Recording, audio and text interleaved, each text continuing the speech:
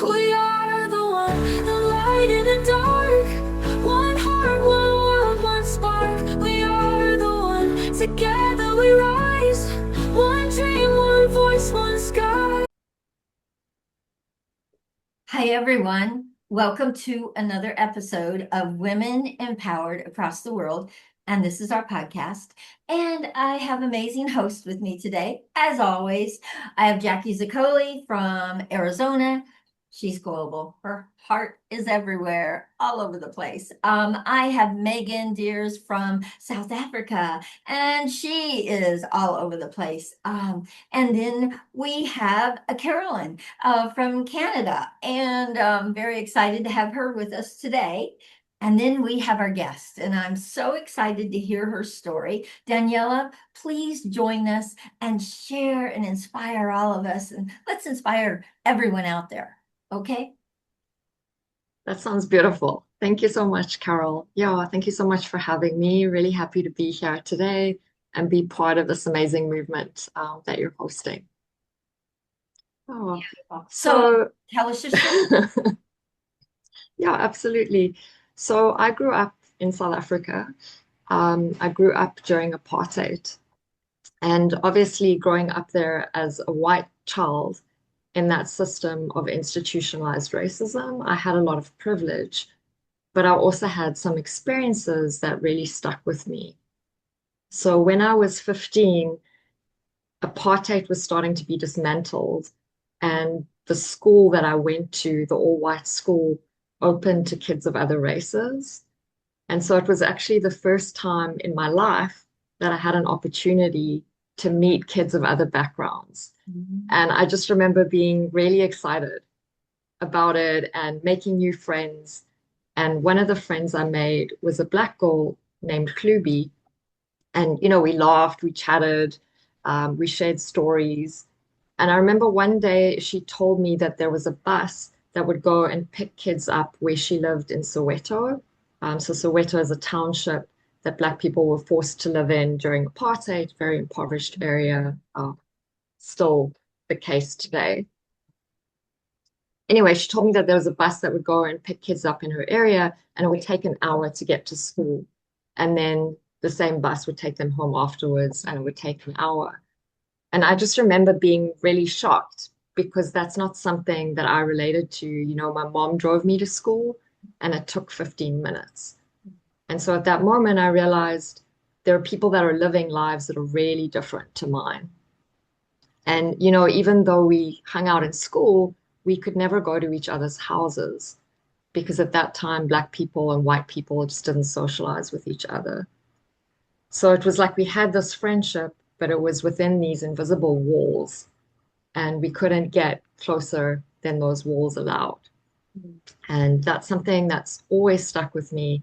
And, that and some other experiences that I had have just made me really passionate about coming together and bridging divides so we can actually share experiences and we can create more equitable and inclusive communities. So that's been something that's been with me, since I was very young. And I would say that's kind of what drives me and what I do today still. So a year after that, we moved to Canada. My family immigrated to Canada. And that was a really, really tough experience for me, just leaving home, feeling really uprooted, feeling really displaced. And, what it's created for me is just a sense of connection and empathy with people who've had that experience and being disconnected in some ways from their identity, from their sense of belonging. So it led me to doing a lot of work with immigrants and refugees here in Canada. And then when I was 30, I decided to go back to South Africa, and I did a year volunteering with an organization mentoring rural African women to become journalists. So I was kind of out in the middle of nowhere near the Kruger Park for that year doing that. And it was just such an amazing experience because it gave me the opportunity to bridge divides in a way that I hadn't been able to do when I was back in South Africa. as a youth. Apartheid was just starting to end. It was a very different country. So coming back 15 years later was a really profound experience for me. And after that, I decided to move to Cape Town and I started working. Megan smiling, your hometown. Yeah. I decided to move there and I was working in a center with refugees, supporting them to integrate into South African society. And I absolutely loved that work. It was so deeply meaningful to me to help people who've been through so much come and try to find a sense of belonging in South Africa, facing many, many barriers. And it was the first time that I experienced burnout. So I remember sitting there in my office, just staring at the door. And this door would keep opening and opening and opening. And that morning, a teacher had come in from the English school that I was managing, telling me that they lost a CD.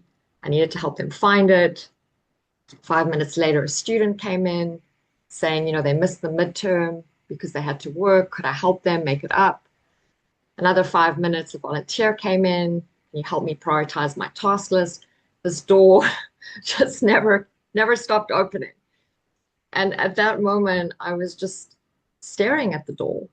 And I felt like if one more person asks me one more thing, I am going to scream. It was just such a moment of despair, I would say, feeling so completely drained and empty. And then the guilt.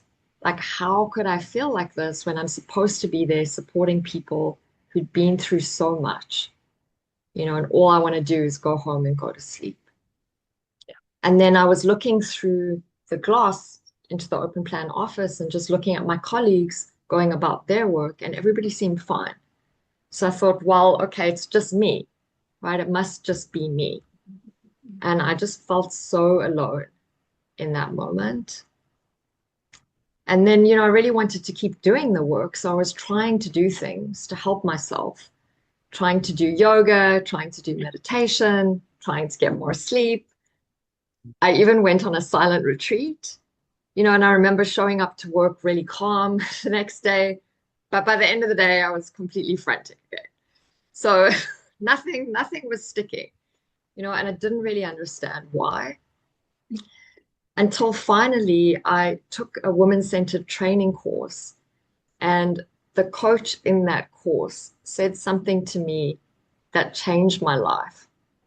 She said, what you think is generosity is actually a pattern of tying your work to your worth. And that was just like such a light bulb moment for me. I felt like the whole world stopped and I just kind of got a window into myself and my own patterns and what was actually going on that I had never been able to see before. And in that moment, I was like, I don't know how I'm going to change it, but I need to. And so that started a real journey of transformation for me. And, I was working day by day to see, okay, where am I really going? Like, what do I really, really want in my life? What are the values that I hold? Clarifying that vision. I see a lot of it, a lot of nodding. So like, we really need to get clear, right, on where we're going to be able to get there. So doing that work and then like trying to break these patterns of self-sacrifice. So little by little, how do I set a boundary? How do I say no? How do I block time on my calendar that's only for me? Starting little by little to take these steps. How do I make requests for what I want and need? And I think the biggest part was not doing it alone anymore. Actually having a community of women who could support me so that it wasn't just all on my shoulders. Yeah. And, shortly after that, I was working for another nonprofit and we were in a team meeting and my boss announced he was going on vacation and that I would be taking over his responsibilities during that time. And the old me would have just smiled and nodded and gone along. But the new me was like, no way. So I called him to a private meeting and I said to him, I'd be really happy to take on those additional responsibilities, but I need to be compensated for it. And there was complete silence. And he just looked at me. I could just feel my heart pounding. And then he said to me, how much do you want? And we negotiated. And at the end of that meeting, I came out with almost double my salary. And that was such a transformational moment for me. It was the moment where I saw that all the work that I'd been doing had paid off and I had rewritten my own narrative. Love it. Oh, wow. And yeah, and that is really what's led me to where I am today, because I saw the power of that and I thought, wow, look at this. And if I could help support other women to do the same thing, to step into their power and their possibility, how incredible would that be? And so that's what I'm doing today. I'm a woman-centered coach and specifically working with women who are in the service sector, like nonprofit, education, healthcare, women really making change in the world and helping them to shift from burnout to thriving so they can actually make their biggest impact with their gifts over the long term. And I also am a conflict transformation practitioner.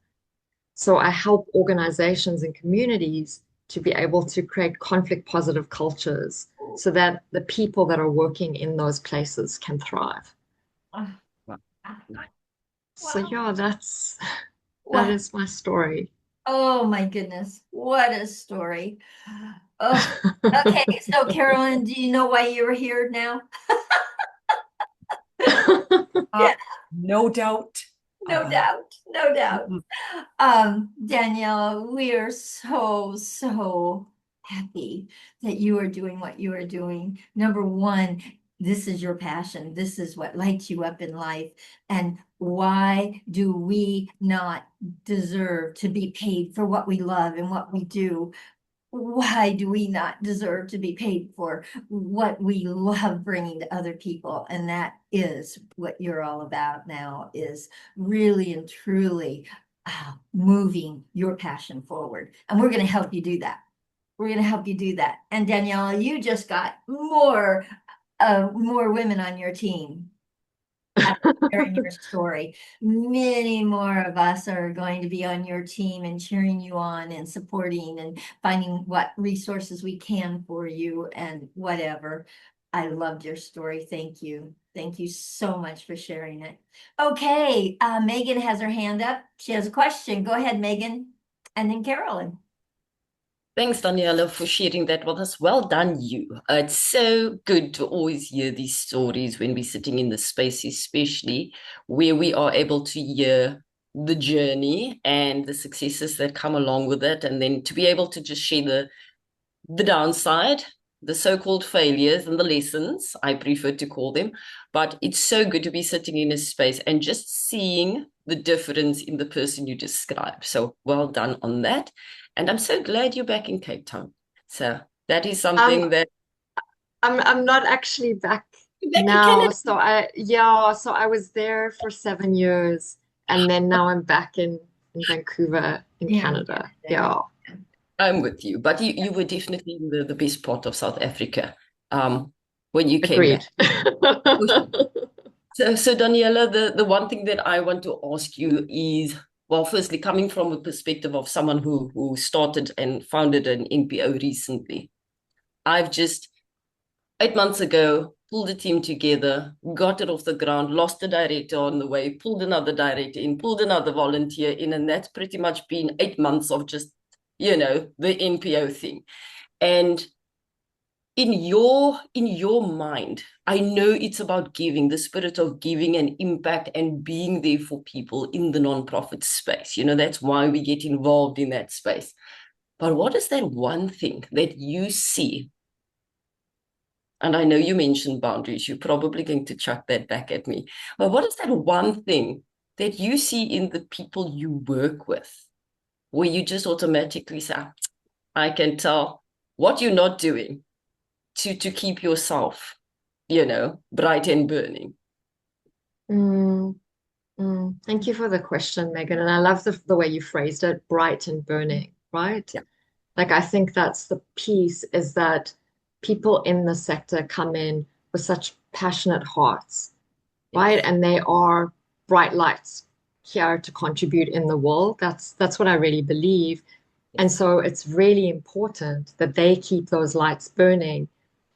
And I think the one thing that I see is, because we come in with such big hearts and we're so focused on service and contributing to other people, all our attention is out there, right? Our attention is out there on other people, and how can I serve and how can I contribute? And so we don't necessarily pay attention to what's happening with us until we are at a point of Yeah. burnout.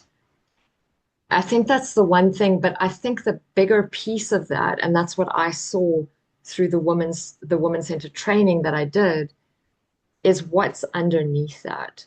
What are actually these deep-seated narratives that are driving that? And what I would say around that, what I've seen, and I think this is what I held before as well, is kind of the belief that if I take care of myself, I'm failing the people I serve.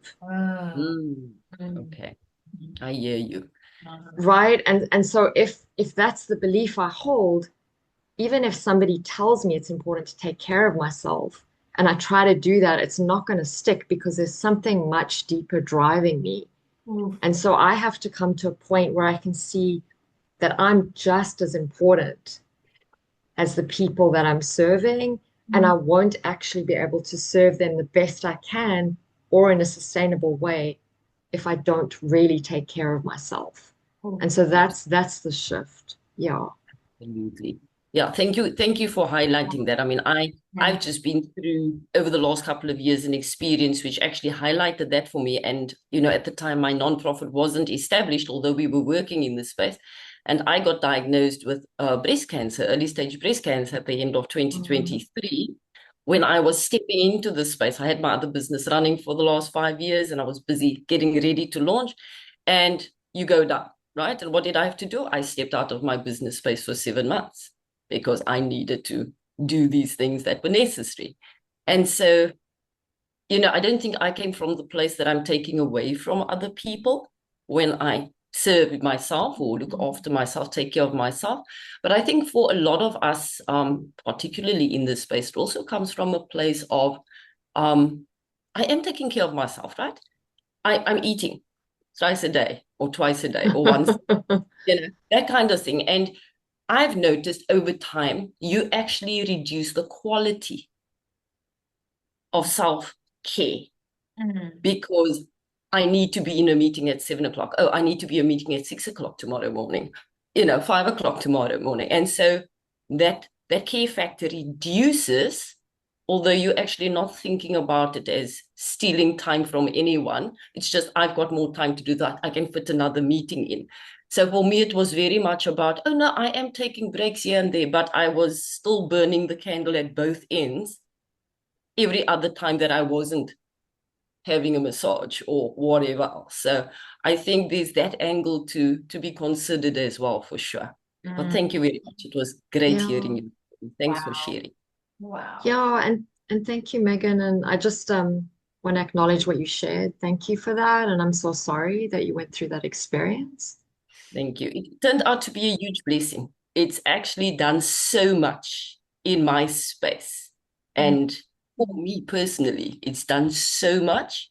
It's a mindset thing when you are diagnosed with something like that. But I always do believe that it's how you approach it and, what you get out of it. So for me, it's been a huge positive, actually. Thank you. That's amazing, Thank amazing. you. And Yeah. I wonder if I could just speak to what you were just saying. Sure.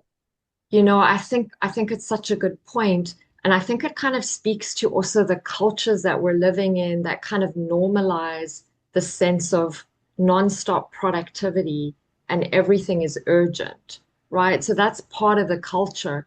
And I think what happens, particularly as women, You know, we're socialized to take care of everybody else, worry about the needs of everybody else. And so when we get into environments like nonprofit, that kind of just becomes even bigger and bigger and bigger because now it's my job, my actual work to be doing that as well. And so the whole thing is amplified.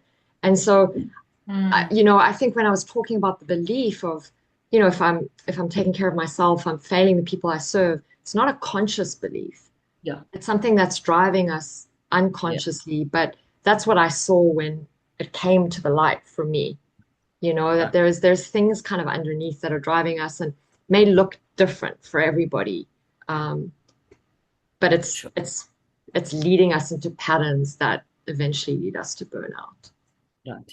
wow. Thank you for clarifying that. I'm sure that everyone tuning in would appreciate that extra bit of clarity as well around that. But that's great. Yeah. Absolutely. No, thank you. So Danielle, I have a question for you, and mine is Yeah, this. please. What, so, you know, this is something that you do inside of, you have a passion for it. You haven't, your energy is drawn in that direction. What do you do as far as like for what do you see for yourself for your future? Like 5 years from now, what is like your biggest dream inside of bringing your passion out there Wow. to the world? What is it? I want to hear it. That's such a beautiful question. Thank you. You know, I think for me, one of the things that I most enjoy about what I'm doing right now, and I really want to grow, is I do group coaching programs for women leaders. So just creating those communities, because one of the things that I've seen most consistently is women showing up and just kind of feeling so alone, right? Like I felt like it's just me, and not realizing that there's so many other women having similar experiences. So creating those communities of support is something I'm really passionate about. And also really passionate about being able to bring this work to women in spaces who may not usually have access to this. So I was doing some work with women working with refugees in Uganda, an organization in Uganda that's working with refugees. And I would love to be able to do more of that, to just bring this work to women in Africa specifically. You know, I'm passionate about that coming from South Africa and expand the breadth of Wow. what I'm doing. That's something I feel really passionate about because there are women all over the world doing Mm, incredible work oh no. with such little resources. But again, it kind of goes to who's supporting them. Oh, Daniela, you Um, just opened a big door. Between Jackie and I, we are in Wow. 45 Africa Are you ready? countries. Look Are at you wow. Jackie. ready for the Uh-huh. work? Are you ready for that Are kind you of work? ready for this, You know? Daniela? I am Yeah, a you put it hundred out to the percent. universe. I'm a hundred Oh percent. Yeah. my Oh goodness. my goodness. Oh my goodness. My eyes just Uh, lit up. So did Jackie. uh, Oh my goodness. Yeah, we are so thankful that this is what called you. We're so thankful that this is what called you. Not every woman out there takes this kind of thing on.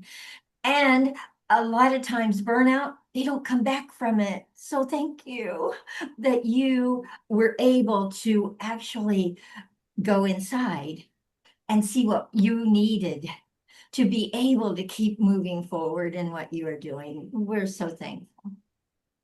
I mean, thank you so much. I think I was just extremely lucky to find this woman-centered training that's developed by Dr. Claire Zammit, and that's the method that I use in my woman-centered Oh, my coaching. dear, I don't believe in coincidence or luck. I believe we are guided and you were guided. So, and you were guided to us today through It Megan. seems like it definitely Yeah, seems like it. absolutely. Absolutely. Caroline, yes, go ahead. My question for you is this, and I'm totally curious and fascinated by this. And you mentioned that you stopped doing that self-sabotage within yourself. And so I'm curious about what are the daily disciplines that you implement in your life daily that support you to honor yourself, to sacredly, with your mental health, your physical health, your sacred foundation, your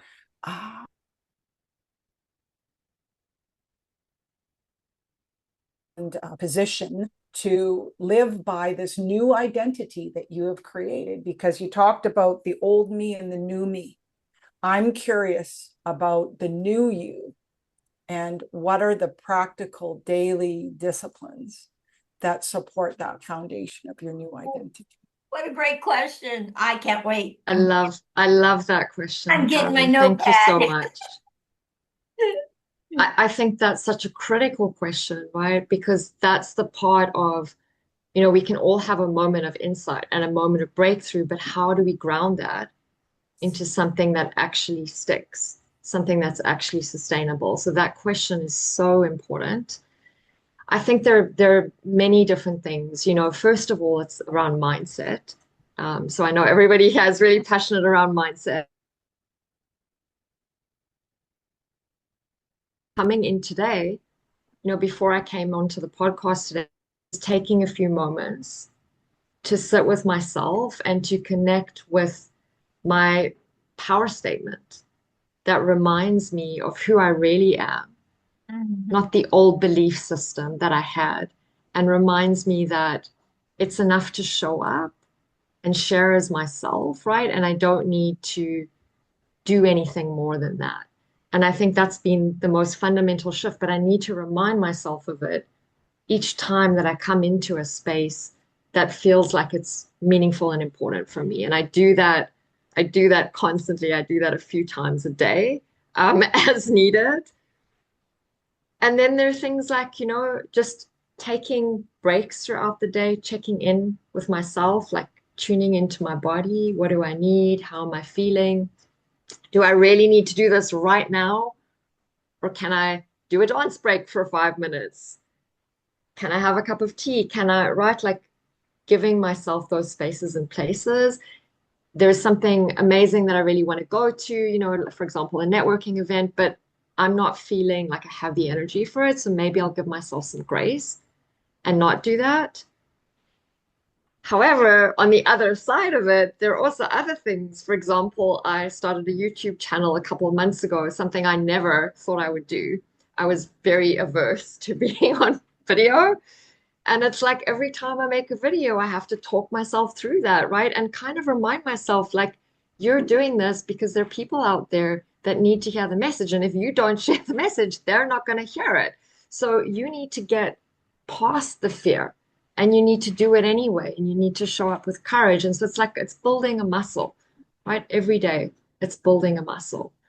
And then I think the other part is like when I need support, I reach out to people in my life, depending on the support I need, people who can help me with that. So I'm not trying to do everything alone anymore. And that has really been life-changing. So I would say those are a couple of the things. Beautiful. I love it. And so you have your dream team in alignment, right? So that support system is absolutely critical. And I love the way you talk to yourself. I think it's magnificent, your position of courage and conviction, knowing that you are living your legacy. Thank you so much. And I think that's the part, right? Like that's the part I come back to, because it goes back to, well, like what's the cost of not doing the things, right? And kind of when I could recognize like it's not actually about me at the end of the day, then I can do it. Then I can step forward. But that takes work to kind of get out of your own way and work through the stories that are living inside of you. Wow. So powerful. So powerful. I hope many young women hear this episode. I hope many young women hear this episode, because it is where it starts, is self-care, self-love. It's where it starts. It's where it starts.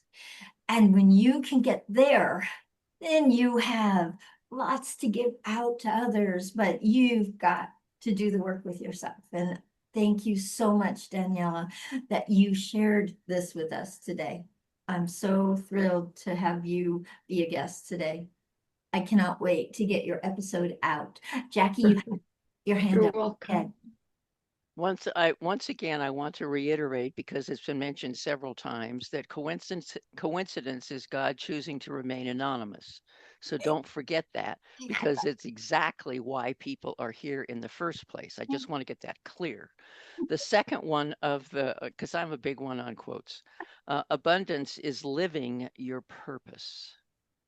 Mm, And think about beautiful. that. And that's really what you're saying too. I appreciate all the things that you're doing. My question is exactly, so you're working with some groups. I want to get a feel for what you want to have come your way. In other words, do you want us to find alliances, and who would they be? Or would you like Carolyn to be on her podcast as a beginning step? Duh. And then to be able, Hello. That would be a hello, clear yes. Thank you. yes. What is it that you really need? You were so attached, Carolyn. You're so cool. Um, what is it that you would love for us to be able to put on your path? Who Mm. on your path? The refugee camps, of course, that's one of my new campaigns. Uganda, Kenya. I mean, we're working through that as we speak, so that's a given. I'm still rounding up all of the troops. However, so what would you like? Thank you Who so would you much like? for that question, Jackie. Yeah, it's a big question.